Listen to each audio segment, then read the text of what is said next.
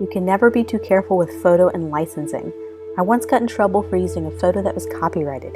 The photo was included with something I downloaded online for free, and I assumed all the contents inside were also free.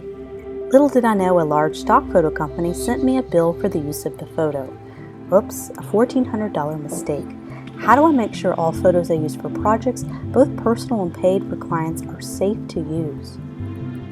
There are a few things you need to know when buying and downloading free photos. First of all, I like to start with the easy, free-to-use licenses, as they seem to be less complicated in nature with no strings attached.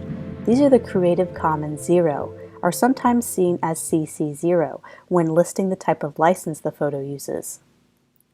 Take for example Pixels.com or Pixabay. Most photos on these websites are open source and free to use.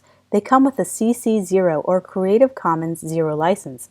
These are as free to use as it gets. You don't have to even provide attribution or a link back to the original author, although it's still nice to do.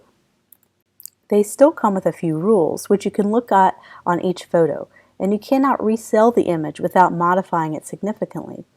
You can also not offer it as a free download on your own website. You never own the photo, you're just free to use it for projects for both commercial, paid, and personal use. Creative Commons is a common form of open source photo licensing. They come with a few stages of protection for the author of the photo. It is good to understand these different types of licensing as you hunt down free photos, as they will let you know if you need to offer a link or small print giving credit to the original author or not, or if you have the ability to use that free photo for commercial use. Remix culture allows you to remix or combine this photo and alter it in some way to create a different or unique picture. Take, for example, a double exposure of two images. I'm on Wikipedia, for example, and typed in graphic design. I click on the first photo available and I look down at the license for each photo. If I want to use this photo in one of my videos, I am free to do so because it's marked as public domain. This photo has been released to the public and there's no license attached to it. I have noticed a few photos later on that's titled CC BY SA 3.0. This is a Creative Commons license. If I look back at the chart or click on the license, you can read all about what you need to do to be able to use this photo. In this case, I would need to give some sort of attribution to the author when using this photo. So we talked about free photos, but what about paid stock photography? What are the rules there? Not all paid stock photography is the same. You'll sometimes see two different types of licensing levels that you could purchase with a stock photo, and you need to pay attention to how you're going to use it, because maybe you need the higher priced extended license and not even know it. Each photo license is different depending on both the platform and the author. For example, on this photo, a standard license would be 3 credits or $33 and would allow me to use it on items that would be printed or appear on less than 500,000 items.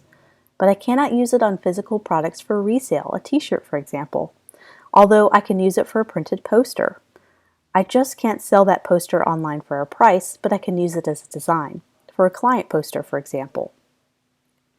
If I planned on multiple users or computers being able to use this photo, I do need to purchase an extended license for this photo. The word multi-seat is a term to explain this concept of multiple users being able to download and use this photo for your company, for example. Also, if I wanted to place this item on something that's going to be printed on more than 500,000 items, you are going to need the extended license for this photo. Also, if I wanted to sell my poster design and use this photo as a part of it, I'm going to need the extended license for this photo. Each photo will have different stipulations for when you need a standard license and when you'll need the extended license. A lot of people think they can purchase a standard stock photo license and place it in their photo library and continue to use it client after client. But if I buy a photo for client A's brochure, I cannot use it again for client B's poster until I purchase a second license for that client. It would not be very fair to the original photographer if I did so, as I'm using it for 2 different clients, but they only got paid once for the photo. Also, I think some people make the mistake of purchasing a standard license on a photo and placing it on a coffee mug, for example, for resale. What they needed was the extended license. There's a pretty big penalty to placing a photo on a graphic or a t-shirt without the proper license. Remember, not all graphics need to be purchased. Try to create your own or combine it with several different free-to-use graphic resources that have open license and create something unique. Do not make the same mistake I did and assume a photo you received in a free template you found online is free to use as well and totally legal. Double check the license of the free downloaded template to make sure the photo is covered or is an open Creative Commons photo. Interested in contributing a photo or image to the Creative Commons cause?